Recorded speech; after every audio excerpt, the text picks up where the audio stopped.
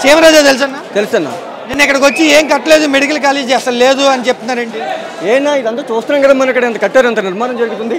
Already దీని మీద 300 కోట్ల పైగా ఖర్చు పెట్టారు. ఇది మనం ప్రజలందరూ చూస్తున్నాం కదా. ఇంత ఇంత ఇక్కడ ఏమీ లేనప్పుడు ఇంత బందోబస్తు పెట్టాలి. ఇక్కడ ఏ కట్టడం జరగకుండా ఉన్నప్పుడు ఇంత జనం ఇంత రావాలి. ఇంత పోలీసులను బందోబస్తు 800 మంది పోలీసులు చెప్పండి. ఒక్క జగన్ వస్తున్నాడనే ఉద్దేశంతో ఎందుకు రప్పించాలి? మరి అలా అంటున్నాడు. ఆయన ఒక డబ్బింగ్ ఆర్టిస్ట్ అండి. ఆయన గురించి మనం పట్టించుకుంటే అసలు మనం నిలకడే ఉండదు మనకి. అలాంటి చిన్న చిన్న అనవసరం వేస్ట్ కావాలన్న వాళ్ళందరూ అంతే. ఏం కట్టలేదని మరి నిన్న మీ వీడియోలు చేశాడు కదా.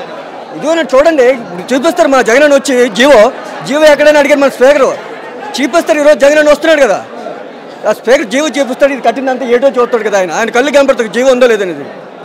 ఈ నియోజకవర్గంలో ఉన్న ఎమ్మెల్యేకి ఇక్కడ మెడికల్ కాలేజీ కనపడలేదా?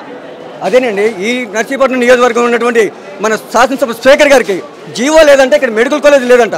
చూపిస్తాం, మా అన్న వస్తున్నాడు జగన్ అన్న చూపిస్తాడు జీవో. ఇప్పుడు చూస్తాడండి. మా గణేష్ అని కూడా చెప్పారు ఇక్కడ ఎమ్మెల్యే, మాజీ ఎమ్మెల్యే గారు.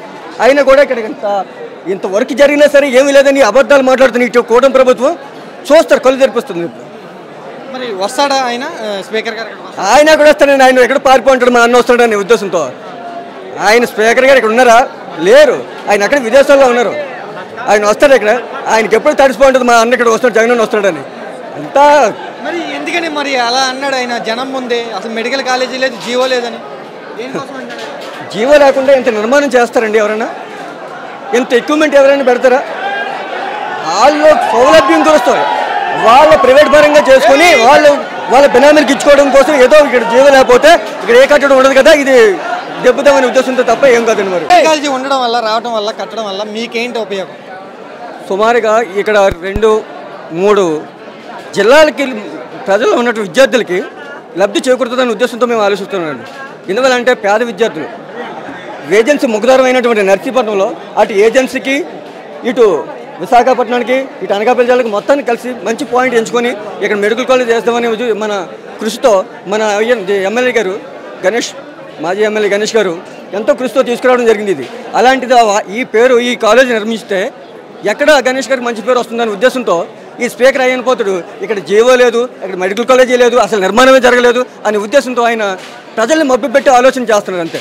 అది లేదంటే ఇక్కడ మన అందరికీ కనపడుతుంది కదా, ఇక్కడ కాలేజీ నిర్మాణం జరుగుతుంది. దీని జీవో మన జగన్మోహన్ వచ్చి ఇప్పుడు చూపిస్తారు. ఆల్రెడీ ఈ కాలేజీకి కూటమి వచ్చాక ఏమన్నా చేసిందా? 15 నెలలు అవుతుందండి. ఇప్పుడు వచ్చి ఒక ఇటుక పెట్టి కాదు కదా, ఒక సిమెంట్ బస్తా కూడా ఓపెన్ చేస్తుంది లేదు ఇక్కడ. వాళ్ళు గెలిచారు, కూటమి అధికారంలోకి వచ్చింది, అంతా ఆపి చెప్పారండి అంతే.